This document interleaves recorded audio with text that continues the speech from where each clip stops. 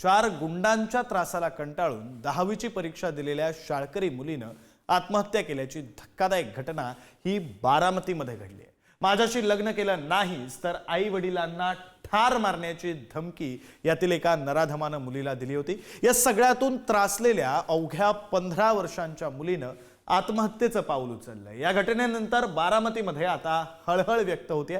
पाहूया या सविस्तर रिपोर्टमध्ये।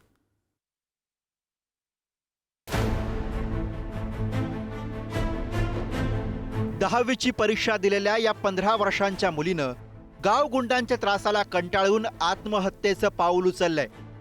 बारामतीतल्या कोऱ्हाळे खुर्द गावात या मुलीच्या आत्महत्येनंतर हळहळ व्यक्त होतीये। सप्टेंबर महिन्यापासून बारामतीमधले 4 गावगुंड या मुलीची छेडछाड आणि पाठलाग करत होते। या दररोजच्या त्रासाला कंटाळून अखेरीस या मुलीनं आत्महत्येचं टोकाचं पाऊल उचललं।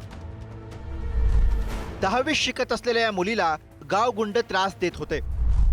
सप्टेंबर पासून 4 गावगुंड तिचा पाठलाग करत होते। विशाल गावडे, प्रवीण गावडे, शुभम गावडे आणि सुनील खोमणे यांच्याकडनं तिचा मानसिक छळ सुरू होता। आरोपींकडनं वारंवार पाठलाग आणि दमदाटी केली जात होती। शस्त्र दाखवून मुलीच्या मनात भीती निर्माण केली जात होती। मुलीच्या वडिलांनी सप्टेंबरमध्ये आरोपींच्या घरी जाऊन बजावलं होतं। 3-4 महिन्यांनंतर पुन्हा या मुलीला त्रास द्यायला सुरुवात झाली। जत्रेआधी लग्न कर नाहीतर घरच्यांचं मुंडकं छाटीन अशी धमकी आरोपी विशालनं या मुलीला दिली। गाव गुंडांच्या त्रासाला कंटाळून या मुलीनं गळफास घेऊन अखेर आत्महत्या केली।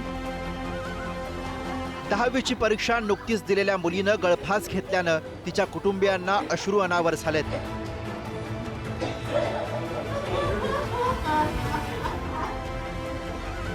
या गावगुंडांना फाशीची शिक्षा मिळावी अशी मागणी या मुलीच्या वडिलांनी केली आहे। सप्टेंबर महिन्यात हे 4-5 मुलं त्रास देत होती। मी त्यांच्या घरी जाऊन बजावून सांगितलं की मुलीला त्रास देऊ नका। त्या पोरांनी परत घरी येऊन धमकी दिली की माझ्या मुलीशी लग्न करा नाहीतर मी तुझ्या आईवडिलांना जिवंत सोडणार नाही आणि जिवंत सोडणार नाही। मग मुलीला मी दुसऱ्या दिवशी पोलीस स्टेशनला तक्रार करून घ्यायला जाणार होतो की दुसऱ्या दिवशी मी कामावर असताना 9:30 पावणे 10 वाजता मला फोन आला की तो मुलीनं गळफास घेऊन आत्महत्या केली आहे। मुलीच्या आत्महत्येनंतर वडगाव निंबाळकर पोलीस ठाण्यात 4ही नराधमांविरोधात गुन्हा दाखल करण्यात आलाय। या मुलीला धमकावणारा मुख्य आरोपी विशाल गावडे याला अटक करण्यात आली आहे। त्याच्या साथीदारांचा शोध सुरू असल्याचं पोलिसांनी सांगितलंय। या प्रकरणातील आरोपींवर पोस्कोसह आत्महत्येस प्रवृत्त करणं आणि अॅट्रॉसिटीचा गुन्हा दाखल करण्यात आलाय। वडगाव निंबाळकर पोलीस स्टेशनच्या हद्दीमध्ये माहिती प्राप्त झाली की एक 16 वर्षीय मुलगी एका मुलाच्या त्रासाला कंटाळून तिने आत्महत्या केलेली आहे। त्यानंतर आम्हाला माहिती प्राप्त होताच आम्ही त्यानुसार गुन्हा नोंद करून सदर जो आरोपी आहे त्याला आम्ही तात्काळ अटक केलेली आहे। इतर आरोपींचा शोध यामध्ये चालू आहे। बारामतीत घडलेल्या या घटनेनंतर याचे राजकीय पडसादही उमटलेत।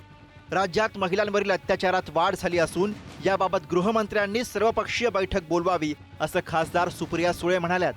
तर राज्यात कायदा सुव्यवस्था राखली नसल्याची टीका संजय राऊतांनी केली आहे।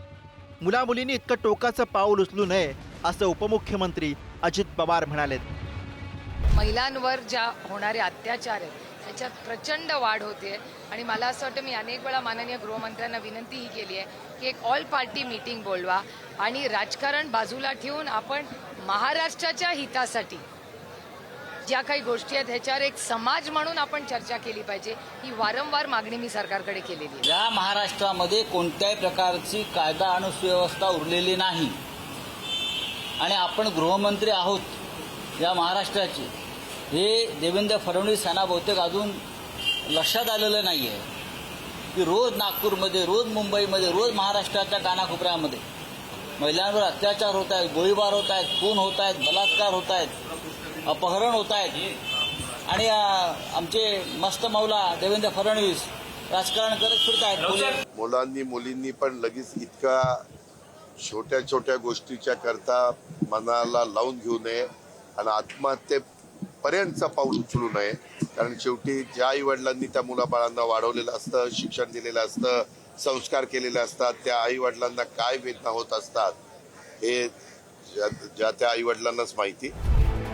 प्रमुख आरोपी विशाल गावडे हा गेल्या काही महिन्यांपासून या मुलीला सातत्यानं मोटरसायकलवरनं पाठलाग करून त्रास देत होता. इतकंच नाही तर मोबाईलवर आणि इन्स्टावर मेसेज करून सुद्धा मुलीचा मानसिक छळ करत होता. या मुलीच्या वडिलांनी घरी जाऊन समज दिल्यानंतर सुद्धा विशाल गावडे आणि त्याच्या साथीदारांची मुजोरी सुरूच होती. 10वीच्या परीक्षेनंतर पुढे चांगलं शिक्षण घेण्याची या मुलीची इच्छा होती. तिच्या उज्ज्वल भविष्याची स्वप्न या गावगुंडांच्या त्रासामुळे धुळीला मिळाली आहेत. आता या प्रकरणातील आरोपींना फाशीसारखी कठोरात कठोर शिक्षा व्हावी अशी मागणी बारामतीत जोर धरू लागली आहे. जयकुमार जाधव, पुढारी न्यूज, बारामती.